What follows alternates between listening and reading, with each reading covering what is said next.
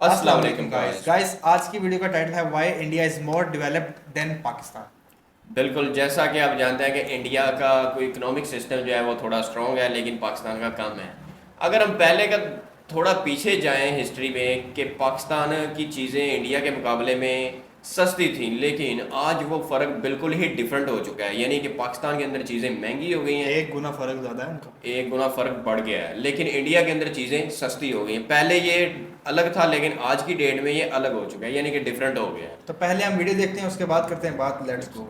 कुछ महीने पहले इमरान खान ने ये स्टेटमेंट दी थी। अभी भी पाकिस्तान सस्ता है। हमारी पेट्रोल और डीजल की कीमतें देखें और कंपेयर करें हिंदुस्तान से, बांग्लादेश, हम सबसे सस्ता मुल्क है यहाँ भी। और इस चीज के लिए उनको क्रिटिसाइज किया गया क्योंकि इंडिया का जीडीपी पर कैपिटा पाकिस्तान के जीडीपी पर कैपिटा से 1.5 गुना ज्यादा है। पर आज जब हम बहुत आसानी से कह सकते हैं कि इंडिया की इकोनॉमी पाकिस्तान की इकोनॉमी से बेहतर कर रही है, एक टाइम था जब हम ऐसा नहीं कह सकते थे। इस ग्राफ को देखिए, 1980 में पाकिस्तान का जीडीपी पर कैपिटा इंडिया से ज्यादा था, पर 40 साल बाद इंडिया का जीडीपी पर कैपिटा ऑलमोस्ट 70% ज्यादा है पाकिस्तान से। 1988 से पाकिस्तान आईएमएफ के पास गया है 12 बार एक लोन मांगने के लिए। Pakistan has finally managed to secure an IMF bailout, yet another bailout to be frank. और इसी पीरियड के दौरान इंडिया आईएमएफ के पास बस एक बार गया। पाकिस्तान के फॉर्मर फाइनेंस मिनिस्टर ने कहा कि 1988 के पहले पाकिस्तान इंडिया से बहुत बेहतर कर रहा था कई इकोनॉमिक इंडिकेटर्स पर, और ये सच है।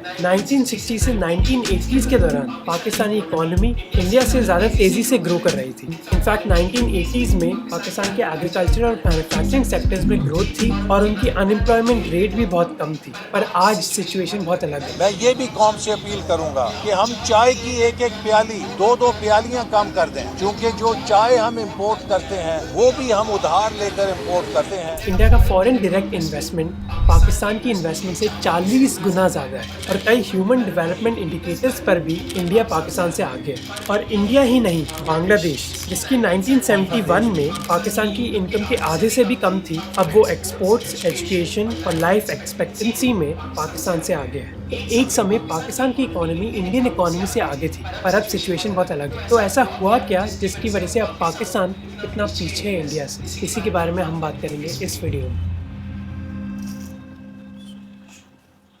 इस चीज़ को समझने के लिए हमें 1947 के पहले जाना होगा, जब ये दोनों देश एक थे। ये कुछ फोटोज हैं बंगाल फैमिन से, जो 20वीं सदी का सबसे भयानक डिजास्टर्स में से एक था, जिसकी वजह से 30 लाख लोग मारे गए थे। उस समय अंग्रेजों ने कहा था कि ये एक अनअवॉइडेबल नेचुरल डिजास्टर था, पर आज कई रिसर्चर्स मानते हैं कि ये डिजास्टर अंग्रेजों की वजह से ही हुआ था, क्योंकि उस समय इन्फ्लेशन बहुत बढ़ गई थी। इस चीज़ के लिए जिम्मेदार अंग्रेजों की पॉलिसीज भी थी, जिसकी वजह से जरूरी रिसोर्सेज गरीब इंडियन से छीनी जा रही थी, ताकि ब्रिटिश और अमेरिकन सोल्जर्स अपनी वर्ल्ड वॉर लड़ सके। ये एक उदाहरण है जो हमें बताता है कि अंग्रेजों के दौरान इंडिया और पाकिस्तान को किस चीज से गुजरना पड़ा था। 1900 से 1947 के दौरान इंडिया की इकोनॉमिक ग्रोथ बस करीब 1% थी हर साल की। इसके पीछे कारण था कि इंडिया की इकोनॉमी उस समय मोस्टली एग्रीकल्चरल थी, और इसके बावजूद अंग्रेजों ने बहुत कम इन्वेस्टमेंट करी थी इंडिया की एग्रीकल्चरल प्रोडक्टिविटी बढ़ाने के लिए। अंग्रेजों ने इंडियंस की ह्यूमन पोटेंशियल पर भी बहुत कम इन्वेस्टमेंट्स करी,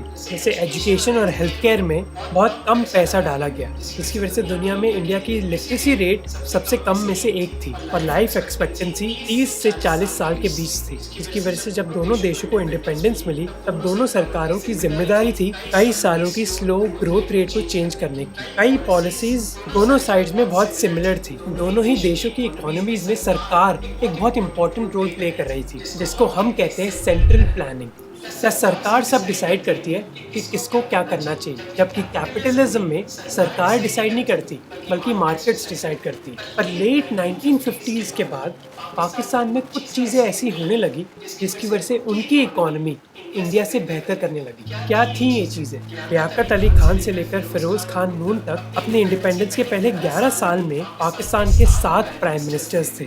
ये सिलसिला थमा 1958 में, जब आयूब खान ने एक मिलिट्री रूल इम्पोज किया। सारे मुल्क में मार्शल लॉ नाफिज कर दिया गया है। अब चाहे इस मिलिट्री रूल के पॉलिटिकल कॉन्सिक्वेंसेज इतने अच्छे नहीं थे, जिनके बारे में हमने एक पिछले वीडियो में बात करी थी, पर आयूब खान के रूल में एक पीरियड स्टार्ट हुआ जिसको पाकिस्तानी इकोनॉमी के लिए गोल्डन पीरियड कहा जाता है क्योंकि पॉलिटिकल स्टेबिलिटी की वजह से 1960s के दौरान पाकिस्तान की इकोनॉमी तेज़ गति से बढ़ी। इस पीरियड के दौरान सरकार ने इंफ्रास्ट्रक्चर और हैवी इंडस्ट्रीज़ में इन्वेस्टमेंट करी। इस समय के दौरान पाकिस्तान को अपनी पहली ऑयल रिफाइनरी मिली, एक ऑटोमोबाइल इंडस्ट्री स्टार्ट हुई, सीमेंट इंडस्ट्री स्टार्ट हुई और कई और हैवी मैन्युफैक्चरिंग इंडस्ट्रीज भी स्टार्ट हुई। इस समय के दौरान पाकिस्तान की मैन्युफैक्चरिंग ग्रोथ 8.5% थी, जो पाकिस्तान के इतिहास में मैन्युफैक्चरिंग ग्रोथ सबसे हाईएस्ट थी। इस समय पाकिस्तान में एक एग्रीकल्चरल रेवोल्यूशन भी स्टार्ट हुई। इस एग्रीकल्चरल रेवोल्यूशन की वजह से इंडिया को भी इंस्पिरेशन मिला था। पाकिस्तान ने water resources, mechanical agriculture production, fertilisers, pesticides और बेहतर राइस और व्हीट सीड्स में इन्वेस्टमेंट्स करी, जिसकी वजह से 1960s में पाकिस्तान की एग्रीकल्चरल ग्रोथ रेट 5% से ज़्यादा थी। अपने बजट को ढंग से मैनेज करना कंट्रीज के लिए ज़रूरी नहीं होता, बल्कि हमारे लिए भी बहुत ज़रूरी होता है। कई बार हम एक्स्ट्रा खर्चे कर देते हैं और बाद में पछताते हैं, और इस चीज़ के लिए आपको हेल्प करेगा वन कार्ड क्रेडिट कार्ड, जो आपको उनकी ऐप में डिटेल स्पेंड एनालिसिस ही नहीं बल्कि एडवांस कंट्रोल्स भी देता है। ये कार्ड लाइफ टाइम फ्री भी है। ये फिजिकल वन कार्ड पूरा मेटल का बना है और इसके साथ आपको अपने फ़ोन में एक वर्चुअल कार्ड भी मिलेगा, जिसके साथ आप अपने एक्सपेंसेस को EMI में कन्वर्ट कर सकते हो और आपको हर स्पेंडिंग पर रिवॉर्ड पॉइंट्स भी मिलेंगे, जिसको आप कभी भी कैश में रिडीम कर सकते हो और ये पॉइंट्स कभी एक्सपायर भी नहीं होते। इस वन कार्ड के कई और भी फीचर्स हैं, जैसे स्वाइप टू पे, जिससे आपको ट्रांजैक्शन के लिए OTP डालने की ज़रूरत नहीं है, और इंटरनेशनल स्पेंड्स पे बस 1% का ही फॉरेक्स चार्ज लगता है। फिर आप वन कार्ड के फैमिली फीचर के साथ अपनी क्रेडिट लिमिट अपनी फैमिली के साथ भी शेयर कर सकते हो, जिससे उनको अपना खुद का वन कार्ड और ऐप भी मिलेगी।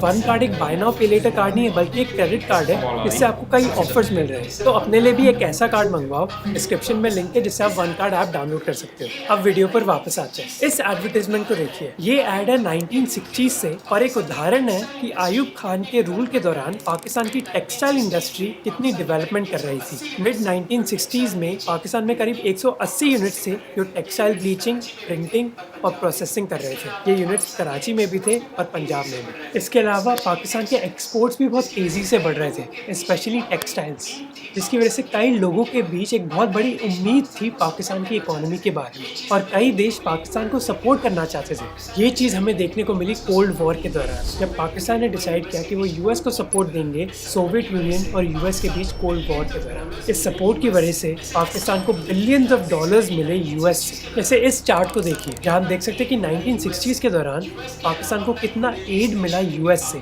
US के अलावा कई मिडिल ईस्ट देशों ने भी पाकिस्तान को कई करोड़ों रुपए दिए सपोर्ट के लिए। ये हैं राजा जी, जो एक टाइम पर जवाहरलाल नेहरू के दोस्त थे और 1960s में उनके सबसे बड़े क्रिटिक बन गए, क्योंकि जहाँ राजा जी चाहते थे कि इंडिया की इकोनॉमी खोल दी जाए, जवाहरलाल नेहरू इकोनॉमी में सरकार का कंट्रोल चाहते थे। अब जहां आयूब खान के रूल में पाकिस्तान की इकोनॉमी ट्रेड कर रही थी और एक्सपोर्ट कर रही थी दूसरे देशों के साथ, वहीं इंडिया की इकोनॉमी और बंद हो रही थी। इंडिया की सरकार ने एक्सपोर्ट्स कम कर दिए थे क्योंकि उन्होंने एक ऐसी ट्रेडिंग पॉलिसी अपनाई 1960s में। इस ट्रेडिंग पॉलिसी की वजह से इंडिया की ग्रोथ बहुत कम थी।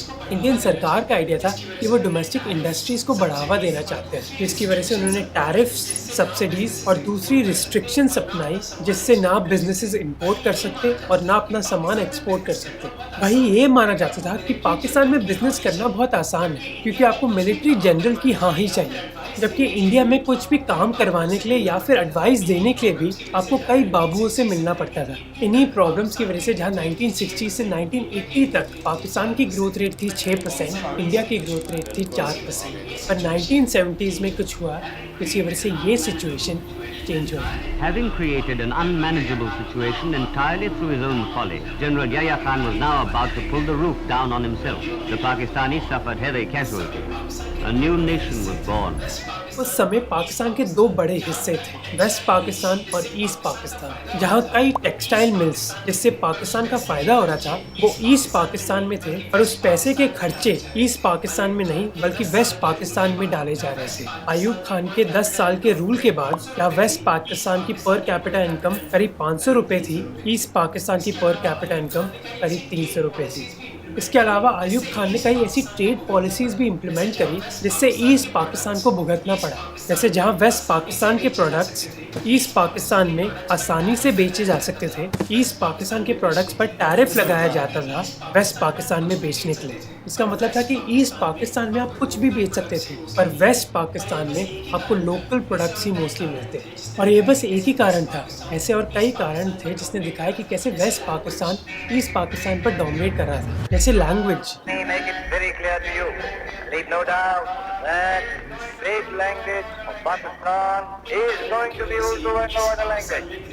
इन कारणों की वजह से ही ईस्ट पाकिस्तान में एक रिवोल्ट स्टार्ट हुआ। वेस्ट पाकिस्तान में भी जुल्फिकार अली भुट्टो अयूब खान के खिलाफ प्रदर्शन कर रहे थे। It is better than the country being led towards the civil war, which Ayub Khan was engineering. जिसके बाद अयूब खान पावर से चले गए और उनको रिप्लेस किया गया याया खान ने। और उसके बाद जो हुआ उसने पाकिस्तान की इकोनॉमी को और पीछे धकेल दिया। 1970 में एक बहुत बड़ा साइक्लोन आया ईस्ट पाकिस्तान में, जिसकी वजह से एक रात में करीब 5 लाख लोग मारे गए। पर वेस्ट पाकिस्तान की लीडरशिप ने बंगालीज को बचाने के लिए ज़्यादा कुछ किया नहीं, जिसकी वजह से ईस्ट पाकिस्तान के लोग इतना तंग आ गए थे कि ईस्ट पाकिस्तान के इलेक्शंस में याया खान बहुत बुरी तरह हार गए। पर याया खान ने ये हार मानी नहीं, उल्टा उन्होंने कहा कि ये हार फेक न्यूज़ की वजह से है। उन्होंने आर्मी भेजी ईस्ट पाकिस्तान में और एक जेनोसाइड स्टार्ट कर दी, जिसकी वजह से लाखों बंगाली रेफ्यूजीज इंडियन बॉर्डर को क्रॉस कर गए और इंडियन सरकार डायरेक्टली इस जंग में इन्वॉल्व हो गई।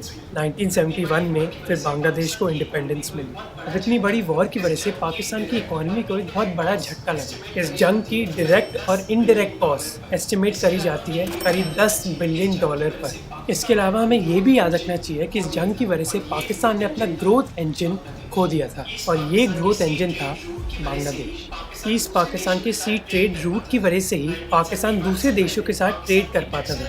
1971 से पहले पाकिस्तान की टेक्सटाइल इंडस्ट्री का एक बहुत बड़ा हिस्सा बांग्लादेश यानी कि ईस्ट पाकिस्तान में था, जहां बंगाली लोगों ने अपनी जूट फैक्ट्री सेटअप करी थी। इस जंग के बाद पाकिस्तान जुल्फिकार अली भुट्टो की लीडरशिप में आ गया और फिर पाकिस्तान एक सोशलिस्ट इकोनॉमी की तरफ बढ़ने लगा, जिसका मतलब था कि बैंकिंग सिस्टम, इंश्योरेंस कंपनीज और कई और इंडस्ट्रीज पूरी तरह नेशनलाइज हो गई। और जब सरकार ने इन सारी इंडस्ट्रीज पर कंट्रोल ले लिया तो इकोनॉमी और भुगतने लगी। प्राइवेट इन्वेस्टमेंट पूरी तरह गिर गई और फॉरेन इन्वेस्टर्स देश छोड़कर चले गए। पाकिस्तान की कई बड़ी इंडस्ट्रियल फैमिलीज फिर पाकिस्तान छोड़ गई, जैसे दाऊद्स यूनाइटेड स्टेट चले गए, साइगोल्स मिडिल ईस्ट और हबीब यूरोप पर फोकस करने लग गए। अब आगे बढ़ने से पहले अगर आपको ऐसे रिसर्च ड्रिवन वीडियोस अच्छे लगते हैं तो प्लीज सब्सक्राइब कीजिए, ताकि हम ग्रो कर सके और हम ऐसा ही कंटेंट बना सके। जहां 1960s में पाकिस्तान बहुत ग्रो कर रही थी, 1970s में उनकी इकोनॉमी तहस नहस हो गई। 1972 से 1977 में पाकिस्तान ने एक बहुत बुरी इन्फ्लेशन फेस करी, जहाँ हर साल दाम 15% तक बढ़ रहे थे। अब इंडिया में भी इंदिरा गांधी ने कई बिजनेसेस नेशनलाइज कर लिए थे, पर फॉर्चुनेटली इंडिया इस चीज़ से रिकवर कर पाया, पर पाकिस्तान नहीं। फिर दूसरी समस्या थी पॉलिटिकल और सिक्योरिटी रिस्क। जैसे 1977 में पाकिस्तान में एक और मिलिट्री कू हुआ। ये कू किया था मोहम्मद जिया उल हक ने, जिन्होंने जुल्फिकार अली भुट्टो को अरेस्ट करवाया और उनको जेल में डाल दिया और 2 साल बाद उनको फांसी पर चढ़ा दिया। और जिया उल हक का रूल पाकिस्तान के लिए अच्छा भी था और बुरा भी, क्योंकि जुल्फिकार अली भुट्टो की सरकार ने प्राइवेट सेक्टर पर सरकार का कंट्रोल बढ़ा दिया था, जो जिया उल हक ने कम करने की कोशिश करी प्राइवेट इन्वेस्टमेंट को बढ़ावा देने के लिए। पर दूसरी चीज़ जो जिया उल हक ने करी वो थी पाकिस्तान इकोनॉमी में इस्लाम को बढ़ावा देना, जिसको बुलाया गया Islamisation. I will bring back the Islamic values. I will venture for the Islamization of laws. Bangladesh के बनने के बाद जिया उल हक मानते थे कि इस्लाम बहुत ज़रूरी है पूरे देश को यूनाइट करने के लिए, इसीलिए उन्होंने पाकिस्तान इकोनॉमी को भी इस्लाम की तरह सेटअप करने की कोशिश करी। जिससे पाकिस्तान की मिलिट्री सरकार बैंक्स के बैलेंसेस से 2.5% काटने लग गई और गरीबों में बांटने लग गई ज़कात कमेटीज़ के द्वारा। इस इस्लामाइजेशन के ज़रिए जिया उल हक मिडिल ईस्ट देशों के साथ अपने रिलेशनशिप्स इंप्रूव करना चाहते थे, और ये कुछ हद तक काम भी किया, क्योंकि कई पाकिस्तानी मिडिल ईस्ट में काम करने लग गए और उधर से कमाया हुआ पैसा पाकिस्तान वापस भेजने लग गए। इन पॉलिसीज की वजह से पाकिस्तानी इकोनॉमी भी इम्प्रूव हुई और अनएम्प्लॉयमेंट रेट बहुत कम हो गई। पर इस इस्लामाइजेशन का एक बुरा इम्पैक्ट भी पड़ा, जो हमें देखने को मिला 1979 में, जब सोवियत यूनियन ने अफगानिस्तान को इन्वेड किया एक कम्युनिस्ट गवर्नमेंट इस्टेब्लिश करने के लिए। इसके रिस्पॉन्स में अमेरिका ने मुजाहिदीन फाइटर्स को पैसे भेजे सोवियत यूनियन के खिलाफ लड़ने के लिए, और पाकिस्तान ने एक अहम रोल प्ले किया इन मुजाहिदीन फाइटर्स को सपोर्ट देने के लिए। अब इस सपोर्ट का इम्पैक्ट पाकिस्तान को डायरेक्टली भी झेलना पड़ा। अफगानिस्तान में ये वॉर खत्म हुई 1989 में, और उसके बाद पाकिस्तान की डोमेस्टिक पॉलिटिक्स में उलट पुलट होती रही। 1988 में जिया उल हक मारे गए और फिर 1999 में परवेज मुशर्रफ ने एक और कू किया, और 1988 और 99 के बीच पाकिस्तान की 9 सरकारें थी। जिया उल हक की इस्लामाइजेशन का इम्पैक्ट पाकिस्तान की सिक्योरिटी पर भी पड़ा। कई रिलीजियस पॉलिटिकल पार्टीज क्रिएट हुई जो एक दूसरे से कम्पीट करती, ये दिखाने के लिए कि कौन इस्लाम को सपोर्ट कर रहा है। इस चीज़ की वजह से वायलेंस बढ़ा पाकिस्तान में, और पाकिस्तान कभी अपनी इकोनॉमी पर फोकस कर ही नहीं पाया। फिर लगातार मिलिट्री कूज की वजह से पाकिस्तानी इकोनॉमी में 2 चीजें हुई। पहले कि मिलिट्री उनकी इकोनॉमी को डोमिनेट करने लग गए। आप शायद विश्वास नहीं करोगे, पर यूनाइटेड नेशंस ने कहा है कि पाकिस्तानी मिलिट्री पाकिस्तान की सबसे बड़ी रियल एस्टेट डेवलपर है। फौजी फाउंडेशन और army welfare trust 2 military business organisations हैं जिनके करोड़ों में प्रॉफिट्स हैं। दूसरा मुद्दा था कि पाकिस्तानी इकोनॉमी को बस कुछ बिजनेसमैन डोमिनेट करने लग गए जो पाकिस्तानी सरकार और मिलिट्री से क्लोज थे। जैसे ये है जहांगीर तरीन, पाकिस्तान के बड़े पॉलिटिशियंस और बिजनेसेस में से एक, जिनका एक बहुत अहम रोल था इमरान खान को प्राइम मिनिस्टर बनाने का। आप क्या गेस कर सकते हैं उनका मेन बिजनेस क्या है? चीनी। हाँ, चीनी। शुगर पाकिस्तान की सबसे पावरफुल इंडस्ट्रीज में से एक है, और मानो हर पॉलिटिशियन इस इंडस्ट्री से कनेक्टेड है। In fact current Pakistani prime minister और उनके भाई की भी बड़ी इन्वॉल्वमेंट है इस इंडस्ट्री में, जिसकी वजह से पाकिस्तानी सरकार कई पैसे खर्च करती है इन शुगर मिल्स को सब्सिडीज देने के लिए, जबकि ये पैसा दूसरी इंडस्ट्रीज में यूज हो सकता है। और बॉर्डर के उस पार ऐसा नहीं था कि प्रॉब्लम्स नहीं थी, इंडियन इकोनॉमी भी बहुत मुश्किल में थी। 1980s में इंदिरा गांधी असैसिनेट हुई, भोपाल गैस ट्रेजेडी हुई, और सिख जेनोसाइड भी हुई। और इस पूरे टाइम के दौरान इंडियन इकोनॉमी एक लाइसेंस राज पर थी, जहाँ एक छोटा सा काम करवाने के लिए भी आपको कई सरकारी कर्मचारियों से मिलना पड़ता है। इस वजह से कई कंपनीज बंद भी हुई। जैसे 1977 में कोका कोला इंडियन मार्केट को छोड़ के चली गई, जब सरकार ने उनको अपना कॉन्सेंट्रेट इंपोर्ट करने के लिए लाइसेंस नहीं दिया। एक प्राइवेट कंपनीज को काम करने के लिए करीब 80 सरकारी एजेंसी से बात करनी पड़ती। इसी वजह से कुछ ही कंपनीज हमारी इकोनॉमी को डोमिनेट कर रही थी, जैसे एयर इंडिया एविएशन में, दूरदर्शन टीवी पर, और हिंदुस्तान मोटर्स गाड़ियों में। Ambassador Classic takes on anything. Infosys के नारायण मूर्ति ने एक बार कहा कि अमेरिका से कंप्यूटर इंपोर्ट करने के लिए उनको 3 साल लगे और 50 बार सरकारी ऑफिसेज में जाना पड़ा। पर ये चेंज हुआ 1991 में, और फाइनेंस मिनिस्टर मनमोहन सिंह ने एक बजट प्रेजेंट किया जिसने इंडियन इकोनॉमी का पूरा रूप बदल दिया। We have to accept the need for restructuring and reform if we are to avoid an increasing marginalization of India in the evolving world economy. Indian economy खोल दी गई, जिसका मतलब था कि कंपटीशन बढ़ गया, जिसकी वजह से एक कंपनी खोलना आसान हो गया और चीज़ों के दाम भी कम हो गए। जहां 1990 में इंडिया की पर कैपिटा इनकम पाकिस्तान से कम थी, 20 सालों के अंदर ये पर कैपिटा इनकम पाकिस्तान से ज़्यादा हो गई। इस चीज़ से हमें सीख मिलनी चाहिए कि इंडिया इतना डेवलप कर पाया क्योंकि हमारा फोकस रिलीजन या फिर जियो पॉलिटिक्स पर नहीं था, बल्कि हमारा फोकस था इकोनॉमी पर। जहाँ हमारे लीडर्स बात करते रहे कि कैसे इंडियन इकोनॉमी को और ओपन करना चाहिए, पाकिस्तान की इकोनॉमी अभी भी बहुत हद तक मिलिट्री के कंट्रोल में है। पर इस चीज़ की कोई गारंटी नहीं है। हमारी डेवलपमेंट तब तक होगी जब तक इकोनॉमी फोकस में रहेगी, और ये बस सरकार की जिम्मेदारी नहीं है बल्कि। जी गाइस, आपने देखा कि पाकिस्तान के बहुत से कारण हैं नीचे जाने के। सबसे पहला कारण कि जब 1950 में जंग हुई, यानी कि 1950 में पाकिस्तान और इंडिया अलग अलग हो गया, उसके बाद प्राइम मिनिस्टर जो कि पाकिस्तान के आए, उन्होंने बहुत ही गलत किया। यानी कि इकोनॉमी की तरफ फोकस करने की बजाय उन्होंने अपनी एक दूसरे की सीट्स के पीछे भागना शुरू किया। जुल्फ़िकार अली भुट्टो, जब जुल्फ़िकार अली भुट्टो आए, उसके बाद सबसे बड़ा झटका जो लगा पाकिस्तान की इकोनॉमी गिरने का, वो है परवेज़ मुशर्रफ। उसने बहुत गद्दारी की पाकिस्तान की ऑडियंस के साथ, यानी कि अंग्रेज़ों से, यूएसए से पैसा लिया और उसके बाद पाकिस्तान की ऑडियंस को मरवाना शुरू कर दिया। उसने बहुत ज़्यादा नुकसान पहुँचाया। जबकि दूसरी तरफ अगर देखा जाए तो ज़िया की गवर्नमेंट आई, लेकिन उसने क्या किया कि इस्लामी कानून को नाफज किया, लेकिन इससे दुनिया को तकलीफ़ होने लग गई। कोई भी नहीं चाहता था कि पाकिस्तान में इस्लामी कानून आए। अगर पाकिस्तान के अंदर उस दौरान इस्लामी कानून आ जाता तो आज ये जो हालत पाकिस्तान की हो गई है ये कभी नहीं होनी थी।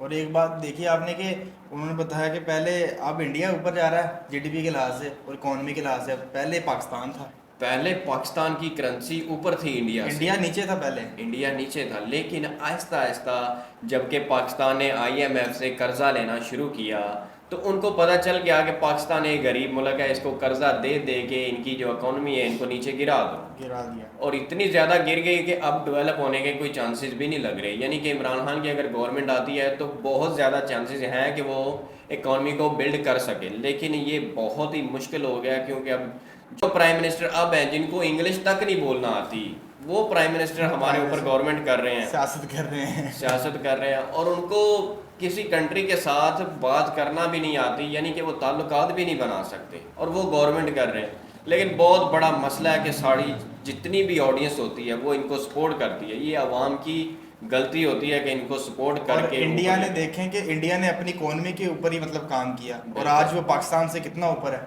आप खुद देख लें। और एक चीज़ ये भी है कि मोदी की गवर्नमेंट ज़्यादा देर तक रही है जिसकी वजह से उसने ग्रो किया, अपने कंट्री के ऊपर काम किया और आज भी उसी की हुकूमत चल रही है उधर और अभी भी उसकी गवर्नमेंट आ रही। खैर हर कंट्री का जो प्राइम मिनिस्टर होता है वो कुछ नुकसान भी करता है लेकिन फ़ायदा भी देता है। अब इंडियन की गवर्नमेंट है जो वो फ़ायदा भी तो दे रही है ना, ट्रैवल सिस्टम अच्छा कर दिया, बहुत ज़्यादा चीज़ों के ऊपर उन्होंने काम किया। लेकिन पाकिस्तान में क्या है, जो कि चोरों की हुकूमत है, जो कि सारी दुनिया को पता है, अगर ये बाहर भी जाएं तो इनकी रिस्पेक्ट नहीं होती। पाकिस्तान में वैसे ही नहीं है, लेकिन बहुत ज़्यादा जो ऑडियंस को नुकसान पहुंचता है वो इनको सपोर्ट करने की वजह से पहुंचता है। आज गरीब लोग पाकिस्तान में इस तरह से ज़्यादा हैं और हर घर के अंदर तंगी हो चुकी है। इसकी हम ही है ना, अवाम ही तो लाती है अपने लीडर। बिल्कुल, अवाम अच्छा नहीं चुनती और उसका इंतखाब अच्छा करते नहीं है। जो अच्छा होता है उसको जेल में डाल दिया जाता है। इमरान खान ने अच्छी बातें की, सच की बात की तो उसको क्या किया, जेल में डाल दिया। उसने अच्छे काम ये किए थे, अफगानिस्तान की जंग ख़त्म करवाई। ये लोगों को बहुत तकलीफ था, मतलब कि सामना करना पड़ा कि ये क्या हो गया, उसकी जंग ख़त्म करवा दी, ये तो कंट्री को डेवलप कर देगा। लेकिन ये कुछ लोग ऐसे हैं जिनको ये बर्दाश्त नहीं हुआ। ये इसके अंदर एक हाथ पाकिस्तान की आर्मी का भी होता है। लेकिन बाय द वे कि पाकिस्तान अब बहुत मुश्किल है, अल्लाह करे कि ये ग्रो करे, लेकिन जिस तरह से ये इकॉनमी चल रही है इंडिया बहुत ऊपर चला जाएगा और पाकिस्तान इधर ही बैलेंस में रहेगा। तो आई होप कि आपको वीडियो अच्छी लगी। और अगर वीडियो अच्छी लगे तो वीडियो को लाइक करो एंड नए चैनल को सब्सक्राइब कर दो। तो इस वीडियो का लिंक हमने नीचे डिस्क्रिप्शन में दिया हुआ है, आप इनको जाकर ज़रूर फॉलो करें। तो फिर मिलते हैं नेक्स्ट वीडियो में, तब तक के लिए अल्लाह हाफिज़।